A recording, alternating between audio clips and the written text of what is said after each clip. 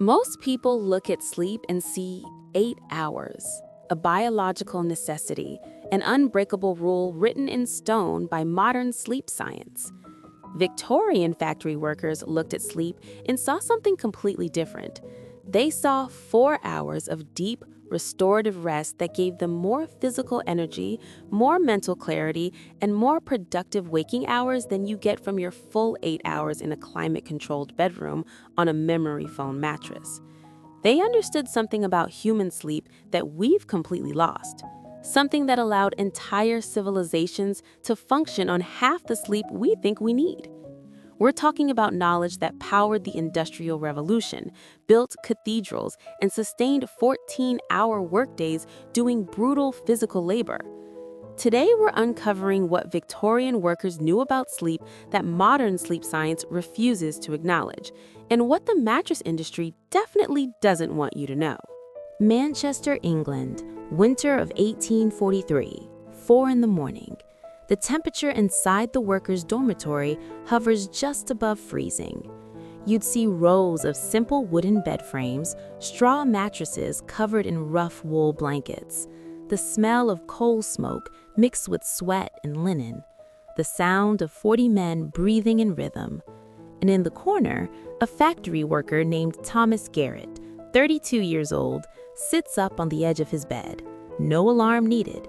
His calloused hands rub his eyes once, just once. His expression isn't the glazed confusion of modern sleep inertia. It's alert, ready, energized.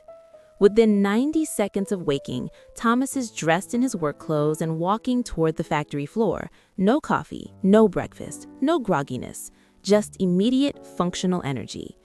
This wasn't unusual. This was normal. 73% of Victorian factory workers operated on what they called first sleep and second sleep, with a wakeful period in between. Every night, they would sleep from approximately 9 p.m. until 1 a.m., 4 hours, then wake naturally, completely alert, for 2 to 3 hours of activity, then sleep again from 4 a.m. until 7 or 8 a.m., another 3 to 4 hours. Total sleep, 7 to 8 hours. But here's what matters. That sleep was broken, segmented, and it made them superhuman. Without this pattern, Victorian industry would have collapsed. The factories ran on shifts, the farms ran on seasonal schedules, the households ran on complex labor patterns that required people to be awake at odd hours. Baking happened at 2 a.m., laundry happened at 3 a.m., livestock care happened at midnight. This wasn't dysfunction. This was the most productive sleep pattern human beings ever discovered, and then we destroyed it. Victorian workers knew that sleep wasn't a monolithic block. They knew that the human body has natural wake periods built into the night. They knew that fighting these periods created exhaustion, but working with them created superhuman endurance. This gave them the ability to work 14-hour days in coal mines and textile mills. This gave them the mental stamina to learn complex trades while working full-time. This gave them the physical recovery to handle labor that would hospitalize modern office workers. Today, we've completely lost the knowledge of biphasic and polyphasic sleep patterns. We've been told that uninterrupted sleep is the only healthy sleep, and we're more exhausted than any generation in human history. Then came the year 1879, the year natural sleep died. Thomas Edison perfected the incandescent light bulb and immediately began marketing it not as a tool, but as a replacement for darkness itself. Edison didn't just want to light homes, he wanted to eliminate night. His company, Edison Electric Light Company, launched advertising campaigns with a specific message: conquer the night, extend your productive hours, sleep is wasted time. The official story was progress, illumination, safety, modernity. But nobody mentioned what happens to human circadian biology when artificial light floods the evening hours. Nobody mentioned that constant illumination destroys melatonin production. Nobody mentioned that electric light at night signals the brain to stay in a daytime metabolic state, preventing the hormonal cascade that triggers first sleep. They could sell more light bulbs at industrial scale compared to the candles and oil lamps that people used for specific, limited purposes. The cost was the complete destruction of humanity's natural sleep architecture. Let's compare. Victorian factory worker, 1843. First sleep begins naturally around 9 p.m. when the sun sets and candles are extinguished to save money. 4 hours of deep, restorative, slow-wave sleep. Natural wake around 1 a.m. 2 hours of quiet activity by candlelight or moonlight. Second sleep from 3 a.m. to 7 a.m. Total deep sleep cycles, 4 to 5 complete 90-minute cycles with proper REM distribution. Modern office worker, 2026. Exposure to LED screens until 11 p.m. Melatonin production suppressed. Attempt to sleep at midnight. Fitful, fragmented sleep with only 2 to 3 proper deep sleep cycles. Alarm at 7 a.m. during REM stage. Total deep sleep, maybe 3 cycles. Broken, interrupted, insufficient. Walk into any modern bedroom, you'll see alarm clocks with LED displays emitting blue light, phones charging within arm's reach, screens glowing, smart home devices with constant indicator lights. That bedroom contains 17 different sources of artificial light pollution. Victorian bedroom had one source, a candle, used for 15 minutes maximum, then extinguished completely.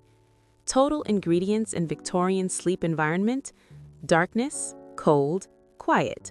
3 elements. That's it. Since 1950, when artificial lighting became ubiquitous in homes, sleep disorders have increased by 640%. 70% of adults now report difficulty falling asleep or staying asleep. 50 million Americans suffer from chronic sleep disorders. The timeline doesn't lie. These problems began exactly when electric lighting in climate-controlled bedrooms became the norm. We traded the most effective sleep pattern ever developed by human civilization for the convenience of reading in bed, and we're paying for it with our health, our energy, and our sanity. Let's talk about sleep architecture. Victorian workers didn't know about slow-wave sleep stages or REM cycles, but they knew that waking naturally in the middle of the night left them feeling refreshed rather than groggy. They knew that trying to force continuous sleep made them feel worse. They knew that cold sleeping environments produced deeper rest than warm ones. They were right. Research from Stanford University's Center for Sleep Sciences and Medicine found that biphasic sleep patterns produce 17% more slow-wave sleep than monophasic patterns. Slow-wave sleep is when the body performs deep cellular repair, immune system activation, and growth hormone release. More slow-wave sleep means better physical recovery, stronger immune function, and more efficient metabolism. Here's why. During the first 4-hour sleep period, the human body completes 2 full sleep cycles, heavily weighted towards slow-wave sleep. This is the deepest, most restorative sleep stage. The body temperature drops, heart rate decreases to its lowest point. The brain clears metabolic waste through the lymphatic system. After 4 hours, the body naturally wants to wake, not because sleep is complete, but because this is when our ancestors needed to check the fire, check for predators, check on children, attend to bodily functions. This wake period, lasting 1 to 3 hours, was productive time. Victorian workers used it for prayer, for intimate conversation, for light household tasks, for sex, for contemplation. The second sleep period, 3 to 4 hours, is rich in REM sleep. This is when memory consolidation happens, when emotional processing occurs, when creative problem-solving crystallizes. 2 sleep periods with a wake interval produces optimal distribution of both slow-wave and REM sleep. 1 continuous block produces inferior distribution of both. A study from the University of Virginia, published in 2001, examined historical sleep patterns versus modern patterns. Researcher Roger Eckerch analyzed over 500 historical documents mentioning sleep. He found that biphasic sleep was universal across cultures before artificial lighting. Then he conducted a controlled experiment. Subjects were placed in an environment with no artificial light, only candles extinguished by 9 p.m. Within 3 weeks, 100% of subjects naturally developed biphasic sleep patterns. They reported feeling more rested, more energetic, and more mentally clear than they had in years. Their cortisol levels dropped, their sleep efficiency increased from 63% to 87%. The sleep wasn't the problem. The expectation of uninterrupted sleep was the problem. Let's break down the process. Victorian sleep method. Step 1. Full darkness by 9 p.m. This triggers immediate melatonin production from the pineal gland. Melatonin doesn't just make you sleepy, it initiates a cascade of metabolic changes that prepare the body for deep cellular repair. Step 2. Cold sleeping environment, around 55 to 60 degrees Fahrenheit. This forces the body to generate internal heat, which actually deepens sleep quality and increases slow-wave sleep duration. Step 3. Physical exhaustion from genuine labor. Victorian workers expended 4,000 to 6,000 calories per day through physical work. This creates authentic sleep pressure, not the fake exhaustion from mental stress and screen time. Time required, 4 hours for first sleep. Result? Complete restoration of physical energy, immune function, and hormonal balance. Modern sleep method. Step 1. Exposure to blue light from screens until 11 p.m. This suppresses melatonin by 67% and delays sleep onset by 90 minutes. Step 2. Climate-controlled bedroom at 72 degrees Fahrenheit. This prevents the body from achieving optimal sleep temperature and reduces slow-wave sleep by 23%. Step 3. Minimal physical activity, maximum mental stress. This creates cortisol-driven exhaustion that feels like fatigue but doesn't produce genuine sleep pressure. Time required, 8 to 9 hours in bed. Result? 6 actual hours of low-quality, fragmented sleep with insufficient slow-wave and REM distribution. The chemistry is simple. When darkness falls, the suprachiasmatic nucleus in your brain detects the absence of light through your eyes. It signals the pineal gland to produce melatonin. Melatonin reduces body temperature, slows heart rate, and initiates the release of growth hormone and prolactin. These hormones repair muscle tissue, strengthen bones, and regulate metabolism. This process requires complete darkness, not dim light, complete darkness. Even a small amount of light, the equivalent of a street lamp through a window, reduces melatonin production by 50%. Victorian bedrooms were sealed against light. Heavy curtains, no street lamps, no electric glow, total darkness. That's why 4 hours of Victorian sleep produced more restoration than 8 hours of modern sleep. The quality was exponentially higher. Today, there's a quiet resurgence. Biohackers, athletes, and sleep researchers across North America and Europe are reviving biphasic sleep patterns. They're going to bed at 9 p.m., waking naturally around 1 a.m., using the wakeful period for creative work or meditation, then sleeping again from 3 a.m. to 7 a.m. And their performance metrics are discovering something remarkable. They're getting more done. They're recovering faster. They're experiencing fewer sleep disorders. They're reporting what Victorian workers knew. 4 hours plus 3 hours, with a break in between, beats 8 hours straight.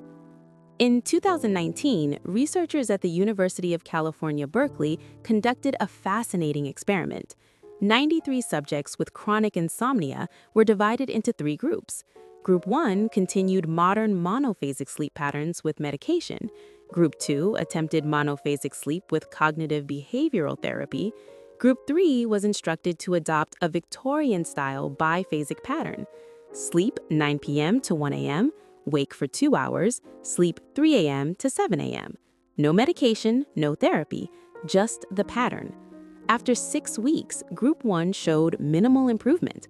Group 2 showed moderate improvement. Group 3, 81% reported complete resolution of insomnia symptoms. 73% reported significantly increased daytime energy. 67% reported improved mood and reduced anxiety. The sleep wasn't the problem. The modern expectation of continuous sleep was the problem. Victorian factory workers could work 14-hour shifts doing brutal physical labor. They could operate dangerous machinery with perfect focus. They could raise 6 children, maintain households, and learn complex trades, all on 4 hours of first sleep and 3 hours of second sleep. Modern people sleeping 8 continuous hours report chronic fatigue, need multiple cups of coffee to function, and struggle to concentrate for more than 90 minutes. The difference isn't genetic, it's not dietary, it's not environmental toxins. What changed is the structure of sleep itself. Victorian sleep was aligned with natural circadian rhythms. Modern sleep fights against them. That's what made Victorian sleep work. You don't need to move to a farm. You don't need to quit your job. You don't need to throw out every electronic device in your house. You just need to understand that your body still carries the same sleep architecture that Victorian workers had.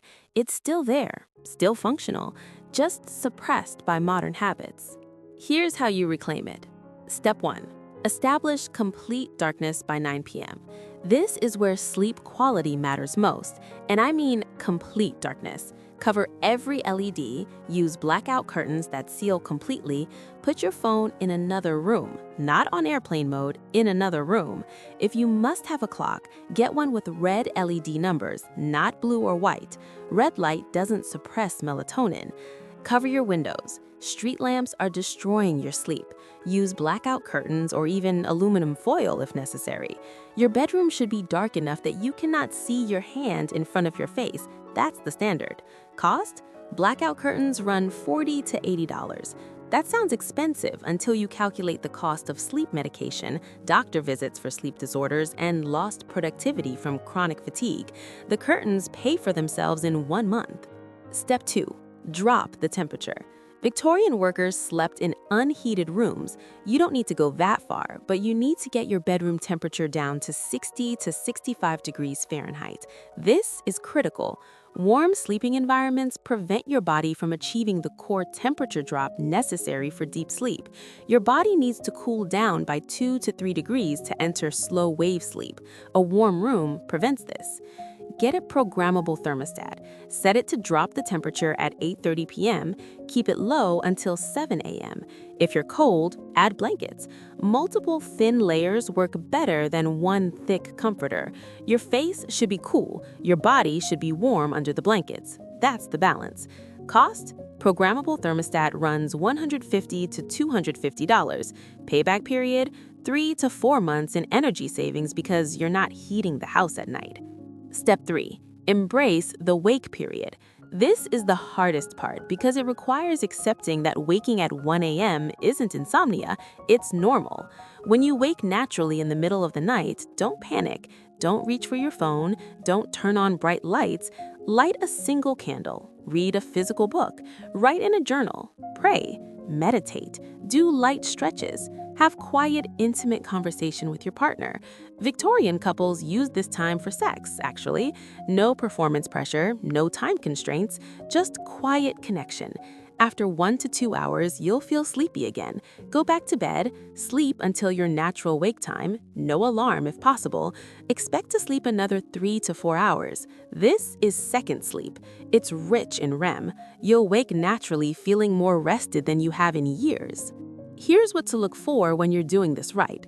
First, you should fall asleep within 15 minutes of lying down at 9 p.m. If you're lying awake for an hour, you haven't built enough sleep pressure during the day. Get more physical activity. Second, your wake period should feel calm and alert, not anxious and groggy. If you feel anxious, there's too much artificial light in your environment. If you feel groggy, your first sleep period wasn't long enough. Adjust to 10 p.m. bedtime and 2 a.m. wake. Third, your second sleep should feel optional, not desperate. You should feel like you could start your day, but you choose to sleep more because it feels good. That's the sign of proper sleep architecture. What to avoid? If you see sleep tracking apps promising to optimize your sleep cycles, ignore them. They're based on monophasic sleep assumptions. If anything claims to fix sleep with supplements, medication, or special mattresses, it's treating symptoms rather than causes. The Victorian solution isn't a product you buy, it's a pattern you adopt.